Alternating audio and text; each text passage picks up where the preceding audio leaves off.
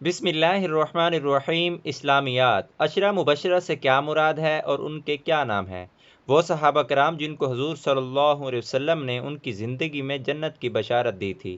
حضرت ابوبکر، حضرت عمر، حضرت عثمان، حضرت علی، حضرت سعد بن ابی وقاص، حضرت سعید بن زید، حضرت عبد الرحمن بن عوف، حضرت طلحہ بن عبید اللہ، حضرت ابو عبیدہ بن الجراح، حضرت زبیر بن عوام۔ عام الوفود کس سال کو کہتے ہیں؟ 9 ہجری کو۔ قرآن پاک کی پہلی تدوین کب ہوئی؟ حضرت ابو بکر رضی اللہ کے دور میں۔ قرآن پاک کی موجودہ ترتیب کون سی ہے؟ ترتیب توقیفی۔ خلافت عباسیہ کا بانی خلیفہ کون تھا؟ ابو العباس بن عبداللہ الصفاح۔ عباسی خلفاء کس کی اولاد میں سے تھے؟ حضور صلی اللہ علیہ وسلم کے چچا حضرت عباس رضی اللہ کی اولاد میں سے۔ ہجری سن کا آغاز کب اور کس کے دور میں ہوا؟ ہجری میں حضرت عمر رضی اللہ کے دور میں۔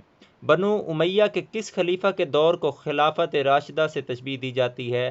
حضرت عمر بن عبد العزیز کے دور کو۔ حضرت علی نے مدینہ چھوڑ کر کس شہر کو دارالخلافہ بنایا؟ کوفہ کو۔ حدیث کا پہلا مجموعہ صحیفہ صادقہ کس صحابی نے لکھا؟ حضرت عبداللہ بن عمرو بن العاص رضی اللہ تعالی عنہ نے۔ دوستوں، اس کو آگے لازمی شیئر کریں۔